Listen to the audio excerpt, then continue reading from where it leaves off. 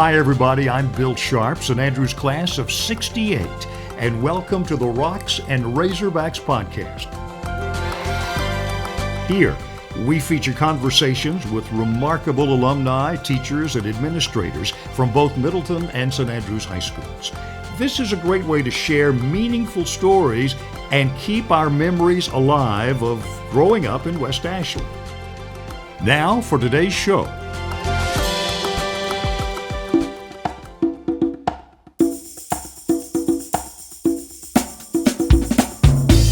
Middleton High's men's varsity basketball team had a blast during their first 8 years, winning a whopping 3 state championships.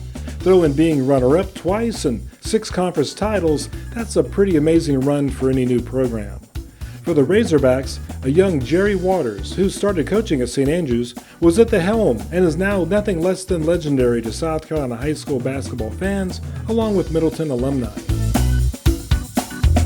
Odell Cleveland, who played for the '77 championship team, loved and respected the known-to-be intense coach. Upon retirement, Coach Waters asked Odell to write his biography and supplement DVD. He answered yes, of course. Odell wanted to play a big part in keeping Coach Waters' legacy alive. Tim and Neil asked me to introduce this week's podcast. It's the one that I did with Coach Jerry O. Waters. Listen, you're going to enjoy it. Thank you so much.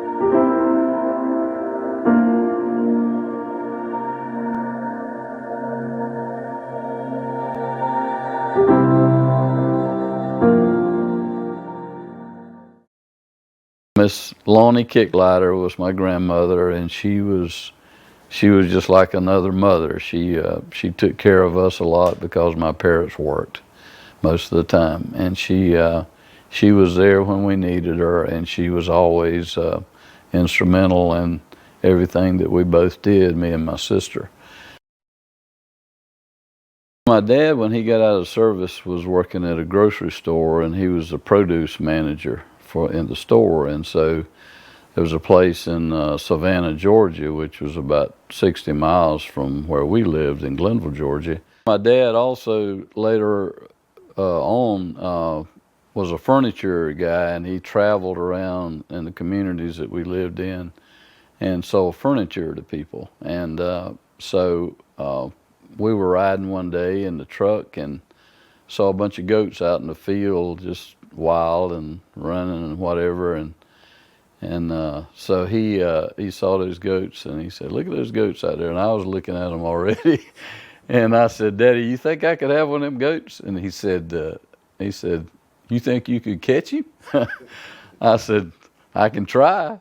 He said, "Well, if you can catch one, you can have him." And I know he didn't think that I'd be determined enough to do it, but I got out and I hemmed one up, and I chased him for a while and fell over some logs, but I grabbed him and held on to him, and my daddy helped me, and we got him in the back of the truck.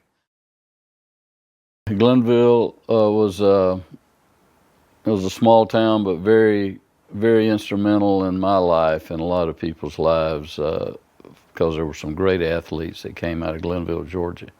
And so there was a tradition there, and it was a small school, so everybody played most every sport if you were an athlete, and I lettered in 5 sports for 4 years.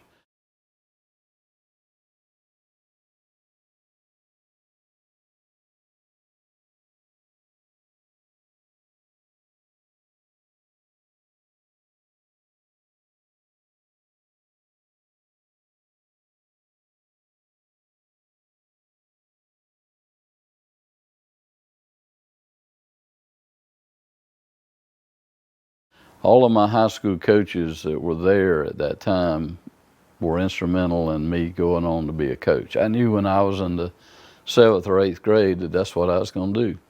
When I went to college, my grandmother, she was always sending me notes in the mail, sending me things in the mail just to get me through. And those were really big things for me at that point in my life. Usually about every 2 or 3 weeks when I was in Nashville, Tennessee, I was 14 hours away from home. No car, didn't know too many people other than the coach and some of the players. And so I was kind of on my own for the first time, really. And I learned to grow up. And she would always send me a $5 bill in the mail and send me some cookies. And just said always, don't forget what you're there for. And she would always give me encouragement. No one in my family had ever gotten a college degree. So it was important to her that I would get one. And she encouraged me to go to school, to do my best, and whatever I did, she always expected me to carry the load and do what I'm supposed to do. Basketball was a very big thing. That was the end of the realm where there was all white schools and all black schools. And we had John Kicklighter was the guy that hired me, and he was the head coach, and he was a very, very good coach and knew a lot about basketball. And he taught me a lot. I learned a lot from him. And we had 5 or 6 players that were really top notch. All of them ended up getting college scholarships, some in football, some in basketball. We won the state championship that year with a real strong score. I think it was 94-38. Dominated that game, and it was the last game in the old field house at Carolina in Columbia. Mr. Kicklighter and some other administrative people were involved in all of that, and of course I was as well, since I was new on the totem pole. And they divided and made the junior high into Middleton High School, and it just same junior high building. We just had that to go to, and made it into a high school, and St. Andrews stayed as it was. And they had attendance lines drawn, and so while that was going on, behind the scenes, Mr. Kicklighter and I was looking at athletes and where they would be living and that type of thing. And so I had to make a choice as to whether I was going to stay at St. Andrews or go to Middleton. And it was intriguing to me to go and be a part of something new. And it was also intriguing to know that Mr. Kicklighter was going to be my principal. And so I believed in him very much, and some people that he had going with him. And we had a faculty there that was all gung-ho. They were young faculty members. And he come up with a name from a guy that he had known while he was in the service about the Razorbacks. And the Razorbacks, he got the name from the Arkansas Razorbacks, so that guy was a real Razorback himself. And that's how we come up with a nickname, and the school took a lot of pride in that. There was a big fire there at the school. I don't know how it got started or whatever, but it burned some on the inside and part of the outside, and so we had to close off the front of the school for a while until it got rebuilt and back again. But the racial part of it was never, ever an issue.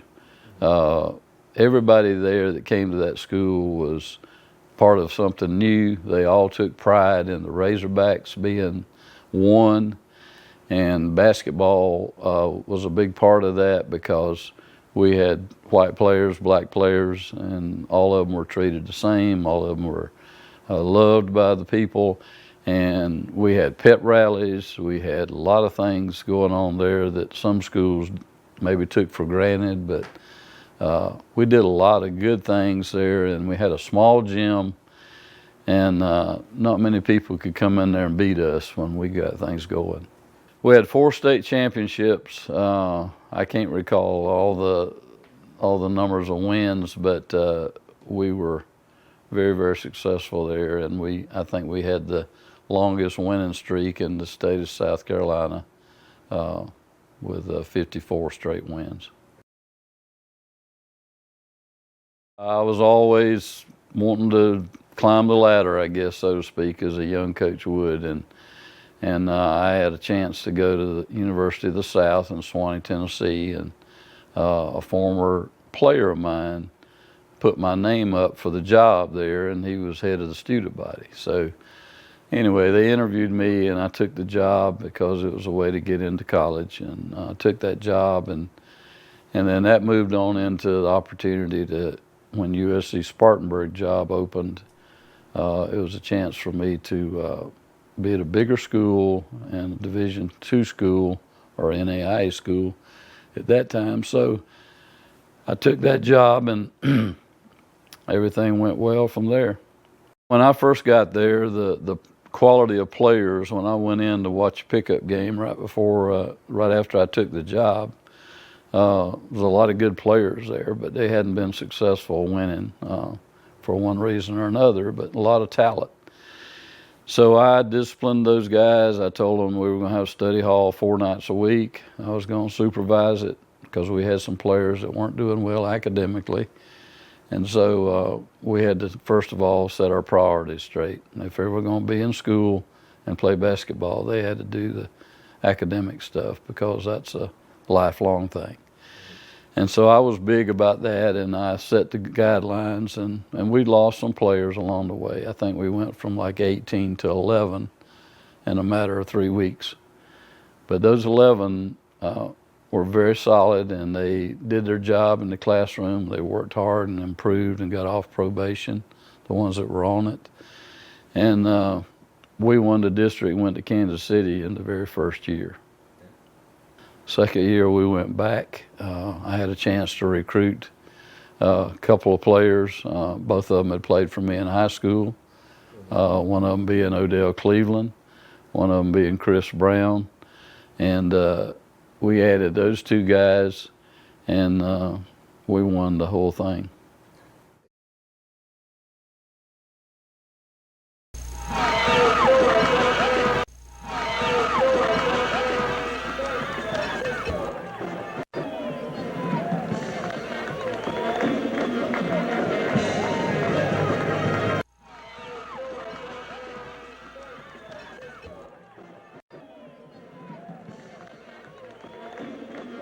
Still had success after the national championship, moving into Division II, and had a chance to coach my own son, Jeff, during that period of time.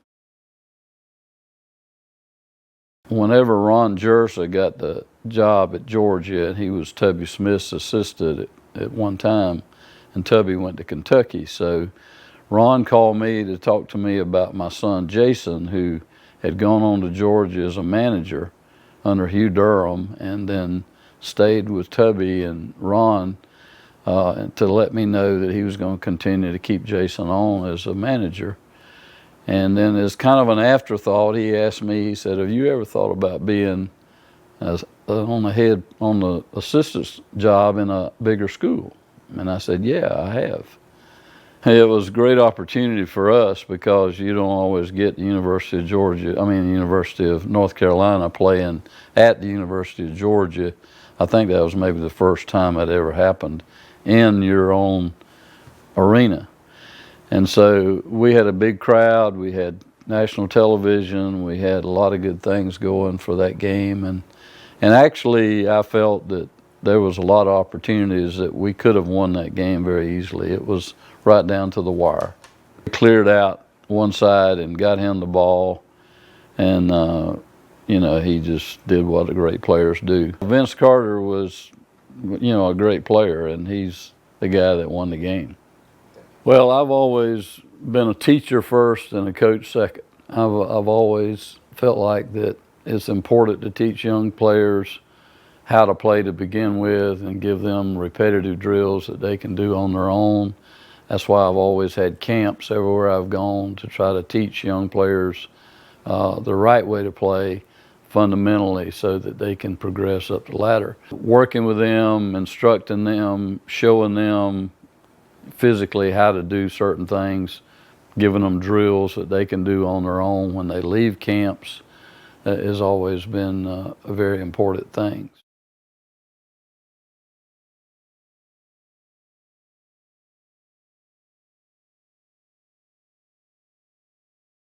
Going to McIntosh Academy was an opportunity that I took advantage of, because losing the job at Georgia and not having a job was important for me to get somewhere where I could do well. And it was down near my hometown, not far from Glenville, Georgia, and Darien, Georgia.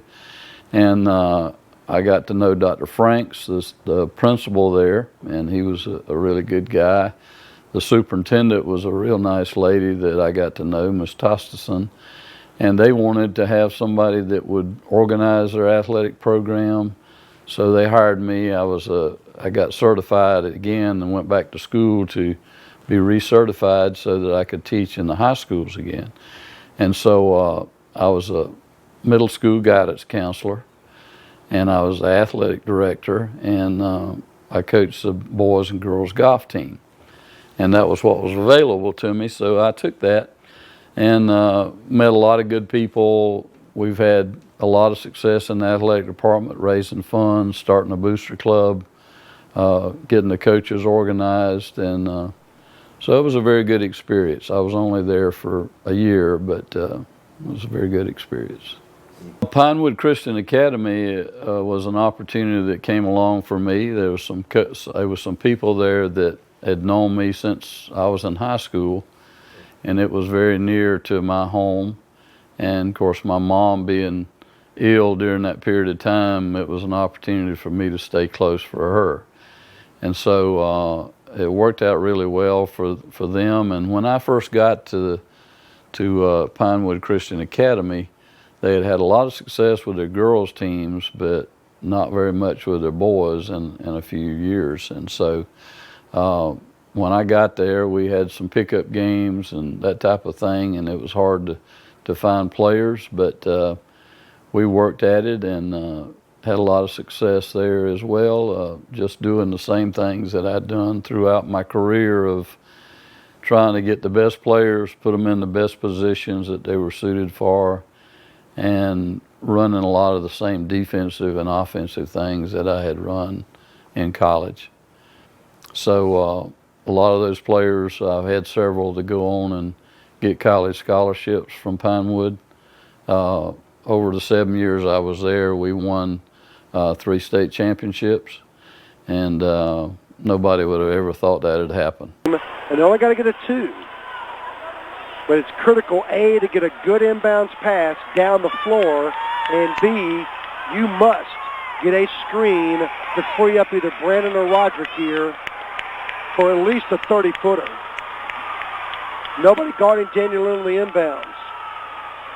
He'll be able to run the floor. Now Paul Basham will guard the inbounds for LaGrange. But Daniel Lynn can run the baseline on the inbounds. 53-52, the 1-point lead for LaGrange Academy. After Pinewood came from 8 down to take a lead with 3 minutes to go in the game. Lynn runs the inbounds. The baseball heave to Brandon, turns, fades, makes it at the buzzer! Jim Brandon makes it at the buzzer! And Pinewood gets the miracle shot!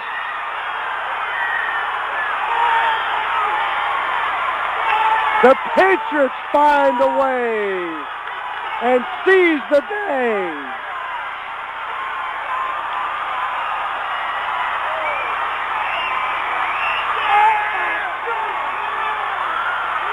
(54-53), Pinewood's Patriots win the state championship on a Jeb Brannon catch, dribble, and running one-hander from the head of the key. And the Patriots conclude the undefeated season in the most storied of fashions. As the Pinewood faithful all erupt on the floor in celebratory hysteria. The sweep is done, closure is complete, and the Patriots bring home some hardware to Belleville tonight. Let the party begin. 54-53, Power by one. Post-game in 2 minutes from Middlesville, hopefully with players and coaches and somebody to talk about this wonderful win for Patriot basketball on Star 107.3. Everybody there was delighted that we could make that kind of turnaround, but we did it mostly with guys that were willing to be part of something bigger than themselves, and that's the thing that I always preach. Chapman High was an opportunity that came along when I was at a point in my life where I felt like I needed a change. I had had a lot of success at Pinewood, and there were some personal things that happened in my life. So a guy named Ron Garner found out that I might be interested in coming back to South Carolina. And one of the few times that I've ever been recruited, but he called me up on the phone and he asked me to come up and visit, and I did. He showed me around, showed me the different things and all, and gave me the opportunity to coach there. And so I did, and we turned the program around successfully.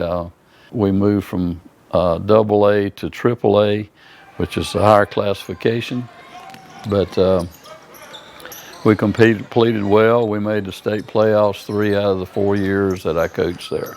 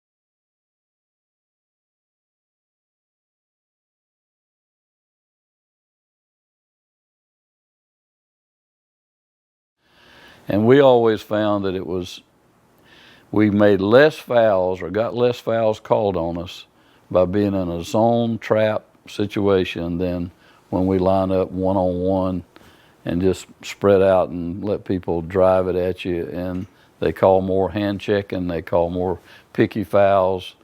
And I found out that we could be more physical being in the trapping defenses, and we could force more turnovers, which gave us a lot of our offense. The name of 90Z was the 2-2-1 zone press that I got from Coach Wooden years ago. The 1-3-1 or 50Z was the 1-3-1 trap, and I got that from my college coach and refined it into being a little different than how they used to do it, but I put a few wrinkles of my own into that. Yeah, my philosophy about practice is that, being an athlete myself, I used to hate coaches with whistles, to blow the whistles and make you run sprints and all that kind of stuff. I didn't like that. And so I developed a philosophy that I never had a whistle at practice. I want them to understand my voice during the heat of battle, and other voices are going to be going on all over them, but I want them to know my voice. And I did that. And I always wanted them to have fun at basketball practice, because in a lot of the other sports I've been, it was dull, it was boring, you do certain things, but it was never a whole lot of fun. Basketball, when I played as a player, I always looked forward to basketball practice because it was fun. And so I tried to make it fun. And some of the players that played for me might not have thought it was fun from time to time, but I kind of tricked them into getting in shape. And that's why we did a lot of fast break drills, a lot of defensive drills, a lot of getting in a stance position and to build up stamina. And so a lot of our stuff was up and down, and our practices really, my last 4 or 5 years, my practices were never, after we got our basic stuff in, we never went more than an hour to hour and 15 minutes. The importance of the ball for me in practice and everything was the fact that you got to play with it. It's one thing that 5 people have to share, and that's why it's a team game. And so if one player's out there drilling between their legs and behind their back and won't pass it to the other 4 will quit playing. But if everybody's sharing the ball, if you're running the break, if you're passing it, it's an easier flow. It's a better way to attack any kind of defense is passing it rather than dribbling it. And you can get the ball up the court, and I've timed it many, many times during practice. You can get the ball up the court by passing it in 3 seconds. It might take you 5 or 6 to get it up on a dribble. So we take advantage of that as well as we can in our practice situations. As I think about doing this book, as I think about the players that played for me over the years at every level, I always think about them as people. I think about them and I want to know something about their background because all of them are different, and I always want to know as much as I can about them. I have individual conferences with them, just me and them in my office, and I try to know something about their family, their parents, and I try to look at it from that perspective. I always want players that are willing to give of themselves and be part of something bigger than themselves. And that's the way I feel about a basketball team. It's a 5-piece puzzle, and as a coach, I have to trim the edges of those rough edges off of them in order to make those 5 players that are on the court at one time mesh together and blend together and fit. And sometimes the best 5 players don't always start. Sometimes the most cohesive unit may start or may be in the game at the most critical times.